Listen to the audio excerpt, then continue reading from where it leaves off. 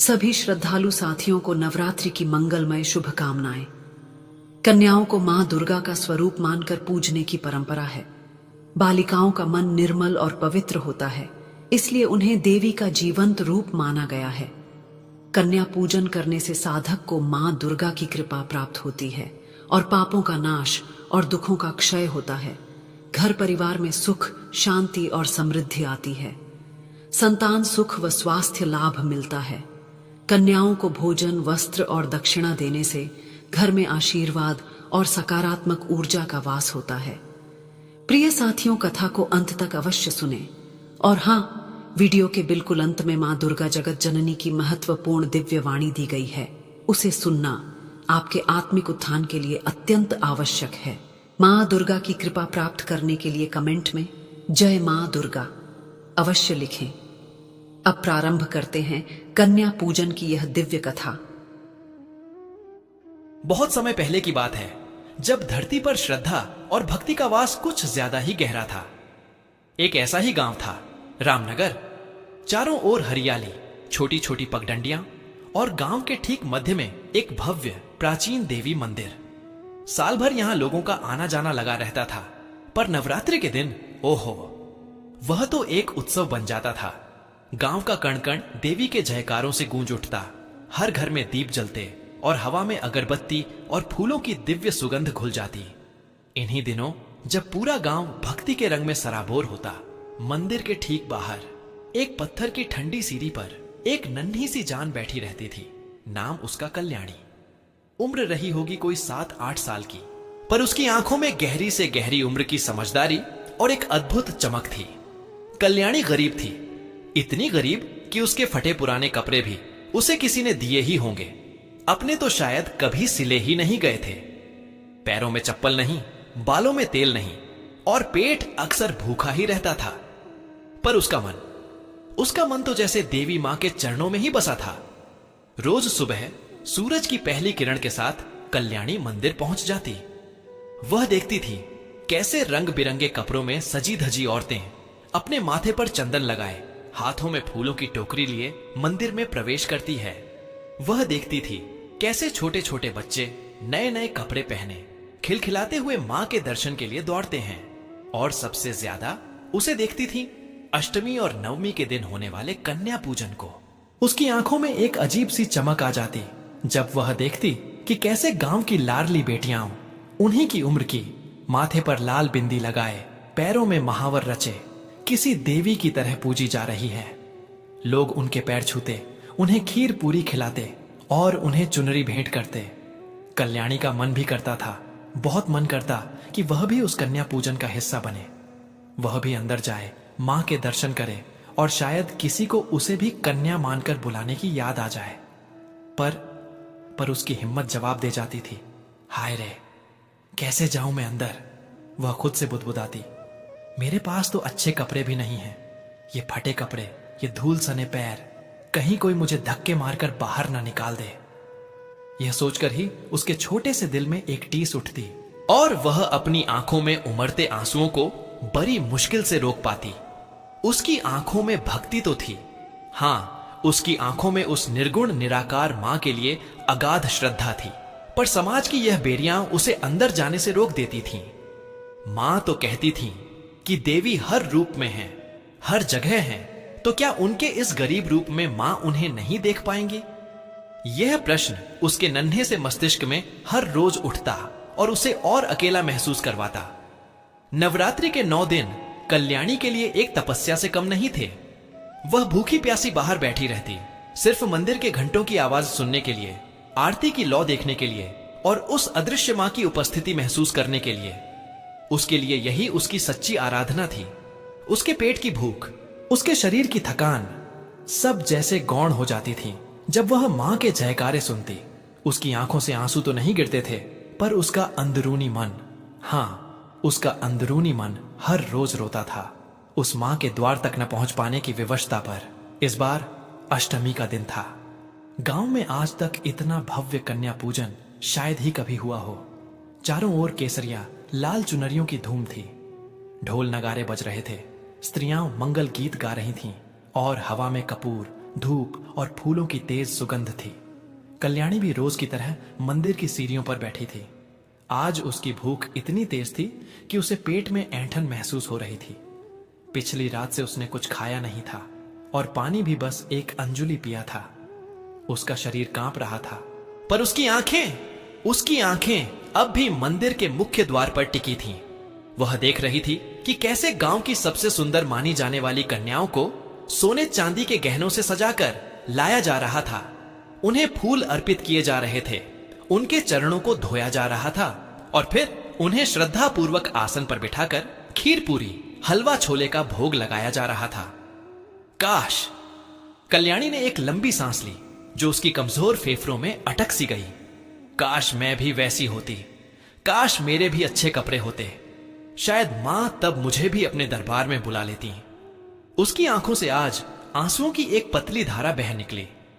यह आंसू भूख के नहीं थे, ये आंसू प्यास के भी नहीं थे, ये आंसू थे उस अनचाहेपन के, उस तिरस्कार के जो शायद उसे हर रोज मिलता था और जिसके कारण वह मां के पास भी नहीं जा पाती थी। सूरज ढलने लगा था, कन्या पूजन समाप्त हो चुका था। गांव के सभी लोग प्रसाद पाकर अब अपने अपने घरों की ओर लौट रहे थे। मंदिर अब थोड़ा खाली हो रहा था। कल्याणी अभी भी वहीं बैठी थी, निढाल सी। उसकी नजरें जमीन पर गिरी थीं और शरीर में इतनी शक्ति नहीं थी कि वह उठकर जा पाती। उसका मन कह रहा था, क्या मां आज भी मुझे खाली हाथ ही लौटा देंगी? क्या मेरी भक्ति इतनी कमजोर है कि मुझे एक दर्शन भी नसीब नहीं होगा? ठीक उसी क्षण एक वृद्ध पुजारी, जिनका नाम था पंडित शिवदत्त, मंदिर से बाहर आ रहे थे। उनके चेहरे पर दिन भर की थकान थी, पर आंखों में संतोष की चमक। उन्होंने मंदिर के द्वार से निकलते हुए नीचे देखा और उनकी नजर कल्याणी पर पड़ी। वह बच्ची जो हर रोज यहां आकर बैठती थी पर कभी अंदर नहीं आती थी, आज वह पहले से भी ज्यादा कमजोर लग रही थी। उसका चेहरा पीला पड़ गया था और होंठ सूखे थे। अरे बच्ची, पंडित जी ने धीमी आवाज में कहा, क्या हुआ? तुम इतनी निढाल क्यों बैठी हो? कल्याणी ने धीरे से अपनी आंखें ऊपर उठाई। पंडित जी को देखकर वह थोड़ी सहम गई, पर उनके चेहरे पर ममता देखकर उसे थोड़ी राहत मिली। कुछ नहीं पंडित जी, उसने अपनी लड़खड़ाती आवाज में कहा। बस थोड़ा मन नहीं लग रहा था। पंडित जी ने उसकी हालत भांप ली। उन्होंने देखा कि बच्ची कितनी भूखी और प्यासी लग रही है। शायद आज दिन भर उसे कुछ खाने को नहीं मिला होगा। उन्होंने करुणा भरी आंखों से उसे देखा और फिर वापस मंदिर के अंदर गए। वहां बचे हुए प्रसाद का एक छोटा सा दोना उठाया। यह वो प्रसाद था जो कन्या पूजन के बाद थोड़ा बहुत बच गया था। कुछ खीर, थोड़ी पूरी और कुछ हलवा। ये लो बेटी, पंडित जी ने दोना कल्याणी की ओर बढ़ाया। ले लो, यह मां का प्रसाद है, खा लो, तुम्हें शायद भूख लगी होगी। कल्याणी की आंखें चमक उठी। एक पल को फिर एक संकोच हावी हो गया। यह बचा खुचा प्रसाद, क्या मैं इसे ले सकती हूं? पर भूख इतनी तेज थी कि उसने बिना कुछ सोचे कांपते हाथों से वह दोना ले लिया। धन्यवाद पंडित जी। उसकी आवाज में कृतज्ञता थी, पर उसके साथ एक दुख की छाया भी। पंडित जी ने उसे जाते हुए देखा और फिर अपने रास्ते चल पड़े। कल्याणी ने वह प्रसाद लिया और सीढ़ियों से थोड़ा हटकर एक पैर की छांव में बैठ गई। उसने पहले एक टुकड़ा पूरी उठाई और फिर थोड़ी खीर। उसकी आंखों से फिर आंसू बहने लगे, इस बार खुशी के और इस बार भी उस अनमोल प्रसाद को पाकर। यह सिर्फ भोजन नहीं था, यह मां का आशीष था, मां का स्पर्श था, जिसकी वह कई दिनों से लालसा कर रही थी। जैसे ही कल्याणी ने प्रसाद का पहला निवाला अपने मुंह में रखा, चमत्कार हुआ। एक अद्भुत अलौकिक सुगंध, जिसने पहले तो उसे घेरा और फिर धीरे धीरे पूरे गांव में फैलने लगी। यह सुगंध इतनी मीठी, इतनी पवित्र और इतनी शक्तिशाली थी कि जिसने भी इसे सूंघा वह एक पल को ठहर गया। लोग जहां थे वहीं रुक गए। उनके मन में एक अजीब सी शांति और आनंद भर गया। यह कैसी सुगंध है? अरे, ऐसी सुगंध तो कभी नहीं सूंघी। क्या यह मंदिर से आ रही है? गांव के लोग अपने घरों से बाहर निकले। उनकी आंखों में विस्मय था। यह सुगंध कोई साधारण सुगंध नहीं थी। इसमें एक ऊर्जा थी, एक पवित्रता थी, एक दिव्यता थी। जो भी इसे महसूस करता उसके मन में मानो मां का साक्षात दर्शन हो जाता। बीमारों को लगा जैसे उनका दर्द कम हो रहा है। उदास चेहरों पर मुस्कान आ गई और थके हुए लोगों को लगा जैसे उनमें नई स्फूर्ति आ गई हो। यह सुगंध गांव की हर गली, हर घर में फैल गई। लोगों को लगा जैसे किसी ने उनके हृदय में मां के प्रेम का अमृत उड़ेल दिया हो। सब एक दूसरे से पूछने लगे, यह सुगंध कहां से आ रही है? क्या मां आज सच में प्रकट हुई है? धीरे धीरे उस सुगंध का स्रोत पता चला। वह मंदिर की ओर से आ रही थी और जैसे ही लोग मंदिर की दिशा में आगे बढ़े, सुगंध और भी तीव्र होती गई। मंदिर के बाहर पैर के नीचे बैठी कल्याणी प्रसाद खाते हुए अब भी उस सुगंध के केंद्र में थी। जब भीड़ उस पैर के पास पहुंची तो सब हतप्रभ रह गए। कल्याणी बैठी हुई थी। उसके पीले चेहरे पर अब एक दिव्य सी आभा थी। उसकी आंखों में पहले से भी ज्यादा चमक थी और उसके हाथों में रखा वह बचा खुचा प्रसाद, हाँ वही प्रसाद था जिससे ऐसी अतुलनीय सुगंध और ऊर्जा निकल रही थी। पंडित शिवदत्त भी लोगों के साथ वहां पहुंच गए थे। उन्होंने देखा कल्याणी को, उसके कांपते हाथों में प्रसाद को और उस अलौकिक सुगंध को। एक पल को उन्हें कुछ समझ नहीं आया, पर फिर अचानक उनके मन में एक बिजली कौंधी। उनकी आंखों से आंसू बह निकले। मां! पंडित जी के मुंह से अनायास निकल पड़ा, हे मां, हमने इतनी बड़ी भूल कर दी। गांव वालों की भीड़ शांत हो गई। सबने एक दूसरे को देखा। यह क्या हो रहा है पंडित जी? किसी ने हिम्मत करके पूछा।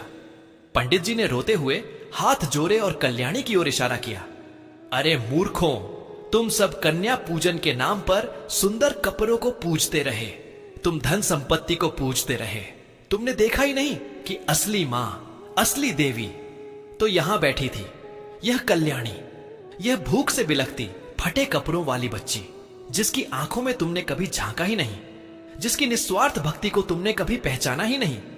अरे यह वही देवी थी जिसकी हम सब आज दिन भर पूजा कर रहे थे। उनके शब्दों में दर्द और पश्चाताप था और उनकी बात सुनकर पूरे गांव में सन्नाटा छा गया। हर एक आंख कल्याणी पर टिकी थी, उस बच्ची पर जिसे उन्होंने हर रोज अनदेखा किया था, जिसे कभी अंदर आने की हिम्मत नहीं मिली थी, जिसके पास अच्छे कपड़े नहीं थे।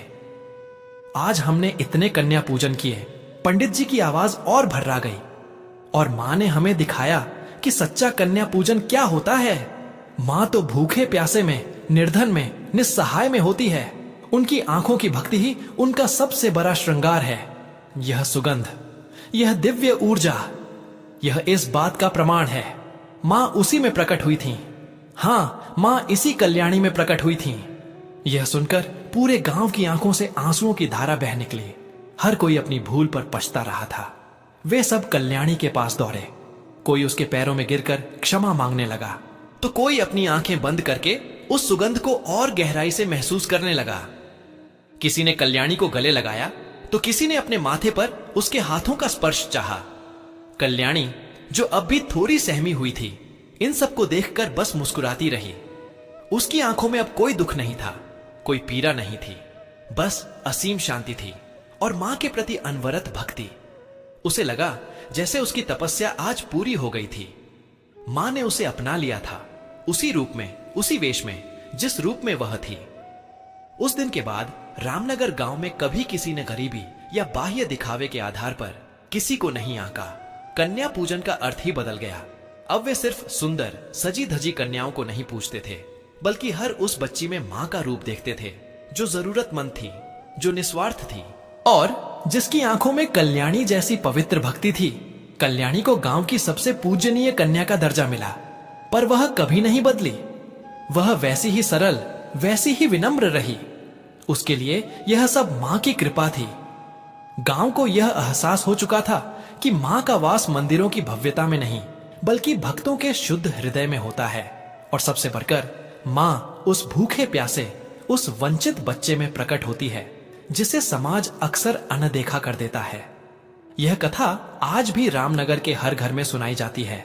एक ऐसी कथा जो हमें सिखाती है कि सच्ची भक्ति, सच्चा प्रेम और सच्ची दिव्यता किसी बाहरी आवरण में नहीं, बल्कि हमारे अंतर्मन की पवित्रता में छिपी होती है। और हां, मां तो हर उस आंख में होती है जो श्रद्धा से उनकी ओर देखती